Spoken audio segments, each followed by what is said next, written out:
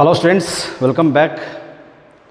Okay students, today I will move towards the medieval India and political transition and the rulers of Delhi. So this history lesson for class 7 and 8. For class 7, so this will be your third lesson. Class 7, this will be your third lesson. And class 9, this will be your second lesson in history. This will be your second lesson in history. So doesn't matter, the concept and the content is same. So medieval India, political transition and the rulers of Delhi. So what is the meaning of this lesson? The medieval India, so means how was the political conditions, so who were the rulers in medieval India, in Middle Ages. And political transition means how the political system is going to shift from one ruler to another ruler. And the rulers of Delhi, so who are the rulers of Delhi? So we will focus on the Delhi, means the North Indian region. Okay students, I will start from the 11th century. So how was India's political system in the 11th century? So one of the important dynasties is known as Rajput dynasties. Rajput dynasties. So what is the meaning of Rajput? As its name indicates, Rajput means Rajaputras, means the son of the kings. Son of the kings. So of course there was a monarchy system of a government. So hereditary, a monarchy system is hereditary form of a government. So these are the name of the dynasties of Delhi and the nearby the Delhis. Nearby the Delhi means it belongs to Rajasthan and Gujarat region. Rajasthan and Gujarat region and North Indian regions near the Uttar Pradesh, Bihar, those regions. Okay, so I will just read out the name of the dynasties of Rajput dynasties. The Gurjaras and Pratiharas are the one of the important ambitious dynasties, and Garhwalas, Parmaras, Solankis and Chandelas and Chauhans. So these are the dynasties were ruled before Turkish rulers. So after the decline of these rulers, the Turkish rulers, the early Turkish rulers, all the way from Central Asia, they will invade our India. To plunder the richness of India. So in medieval age, India was very rich in natural resources and very rich in wealth. So after the decline of Chauhanas, the Prithviraj Chauhan III, the Turkish rule is going to start in India, means introducing of Muslim rule in India, introducing the Muslim rule in India. So before that there was no other Muslim rule was there in India, so no one had invaded. Okay students, I will explain the concept. See, these are the Rajput dynasties. So after the decline of Chauhan, the Chauhan, the last ruler of Chauhan was Prithviraj Chauhan. So there was a war between Prithviraj Chauhan and Muhammad of Ghori. So in first battle of Tarain and second battle of Tarain. So in first battle of Tarain, Prithviraj Chauhan successfully defeat Muhammad Ghori. So it's not going to kill. He is going to Muhammad Ghori is going to defeat by Chauhanas, Prithviraj Chauhan. So later in second battle of Tarain, once again there was a war between Muhammad of Ghori and Prithviraj Chauhan. So here the Rajput dynasty is going to an complete end and the Muslim rule is going to start. So before Muhammad Ghori, Muhammad Ghazni, he will invade in India. Muhammad Ghazni will invade our country. He will invade 17 times. Muhammad Ghazni invades 17 times, not even 1 or 2. He will invade 17 times. So all the 16 times it was not possible to invade. So in his 17th attempt, he succeeded and he plundered the richness of India. So he invaded Gujarat and especially the Somnath temple, one of the oldest and richest temple in those time. So he plundered the richness of India. Andre Muhammad Ghazni ಅವನ ಒಂದು intention ನಮ್ಮ ದೇಶದಲ್ಲಿರುವ ಒಂದು ವೆಲ್ತ್ನ ತಗೊಂಡು ಹೋಗೋದು ಎಲ್ಲಿಗೆ, central ಏಷ್ಯಾಕ್ಕೆ. So is intention just to take the plunder the richness of India, means looting India's the precious gold, diamond, all those things, precious wealth, everything. So he won't laid any foundation in India. But Muhammad Ghori, he showed interest to rule in our country. But unfortunately, after the second battle of Tarian, the Muhammad Ghori will arrest Prithviraj Chauhan. So in second battle of Tarian, Prithviraj Chauhan is going to defeat by Muhammad Ghori. But Muhammad Ghori won't kill Prithviraj Chauhan. So he was imprisoned. So Prithviraj Chauhan was imprisoned in jail. So after that, so in an open ground, so Prithviraj Chauhan had a talent. So he was punished and he will lost his eyes. He will lose his eyes in punishment. So he has a talent. By observing a sound, he can spot the target by an arrow. But he can target by observing a sound, by listening a sound. So this was the talent he was having. So he just wanted to know, the Muhammad Ghori wanted to see his talent. So in this incident, so Prithviraj Chauhan is going to kill Muhammad Ghori. So in 1992. So after this incident, the rulers of Delhi, means the Delhi Sultans, the time of Delhi Sultans is going to start in our country. Just hold on, friends. We will move towards the Delhi Sultans, means the rulers of Delhi.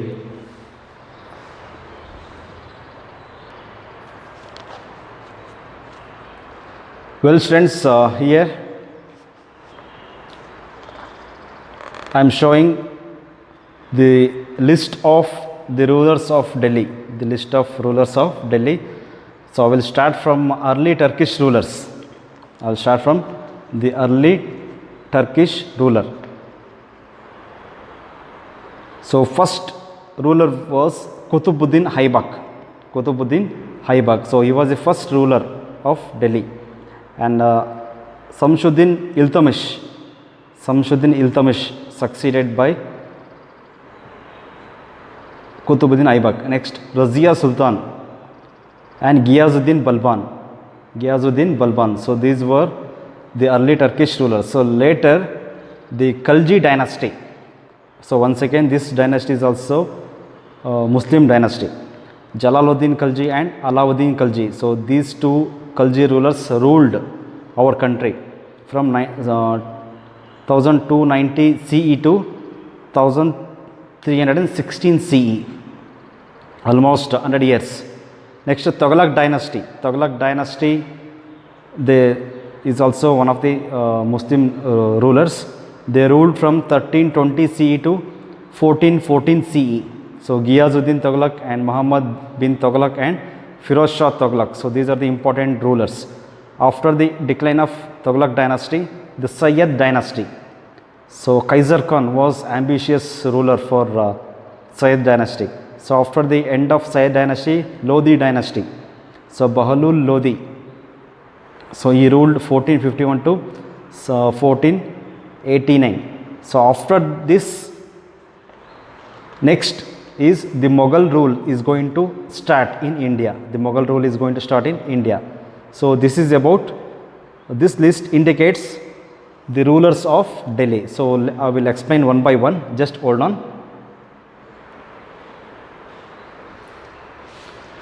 Well, friends, the rulers of Delhi, the early Turkish rulers,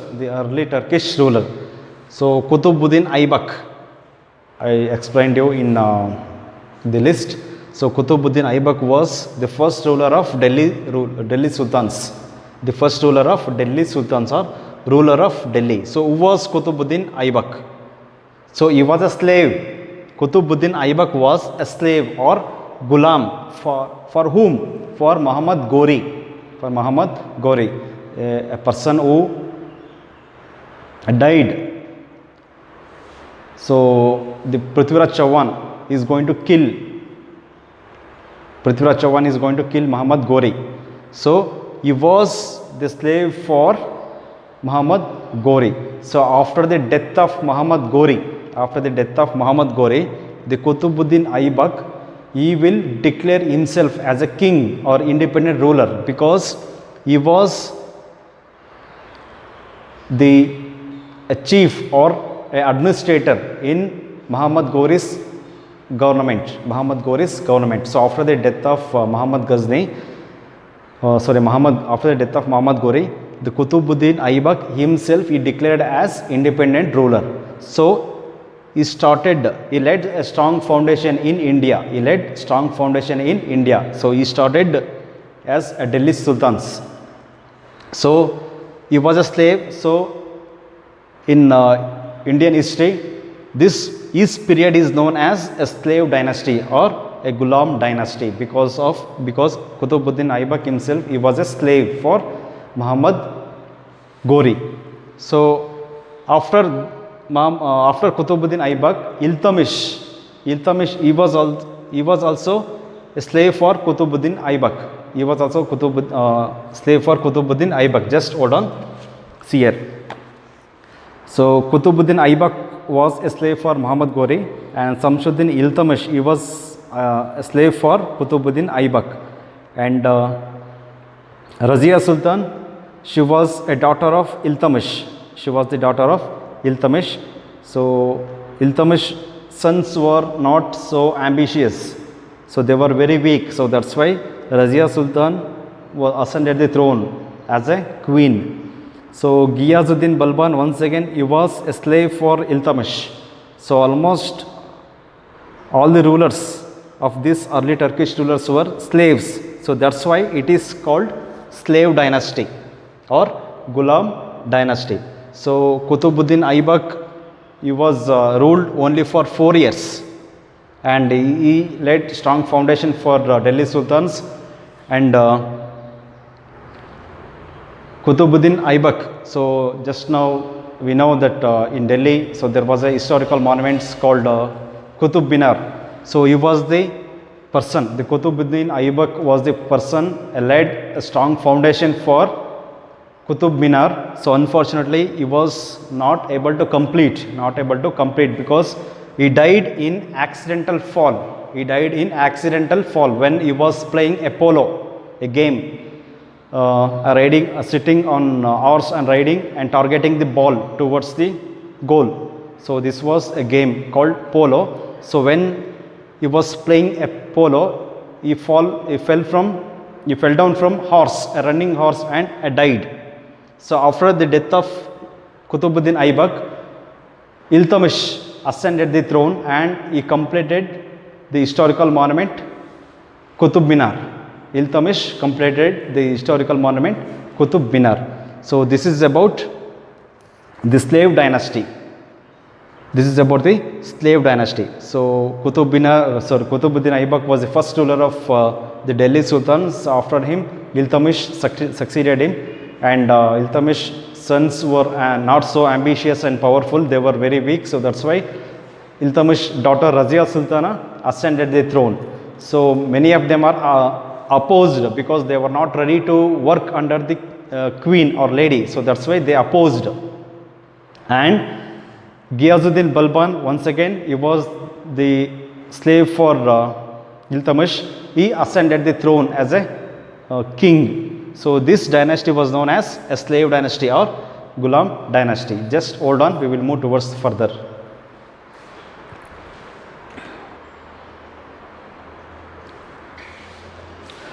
Well students, if you come to next page, page number 32, so they have the finding out about the Delhi Sultans. So how we got informations regarding the Delhi Sultans. As you know that the clues and evidences, the coins, archaeological clues and evidences, coins, inscriptions, fossils, historical monuments and literary sources, archaeological sources as have been provided information regarding the Delhi Sultans. So in your textbook, page number 32, see inscriptions, coins and architectural provide a lot of information, especially valuable or histories, and some literary sources called Tawarik, plural, a singular, in singular, Tariq means writers, scholars in Persia, those who know writing, those who know reading and writing. So they have recorded informations about Indian history. So with the help of this, the historians and archaeologists have translated their literary work into some other languages to know more about Indian history or Indian medieval history. And also the authors, Minhaji Siraj. So what we have discussed in first lesson, Minhaji Siraj. So he was also recorded many informations regarding our Indian history. Okay students, I think this much is enough. We will continue next topic in next class. If you have any doubts, please contact us. Just keep watching this recorded classes once or twice. Read the lesson. So for 7th standard, read the lesson from page number 30, from page number 30 to 32, page number 30 to page number 30 to 32. And for 9th standard, page number, just hold on,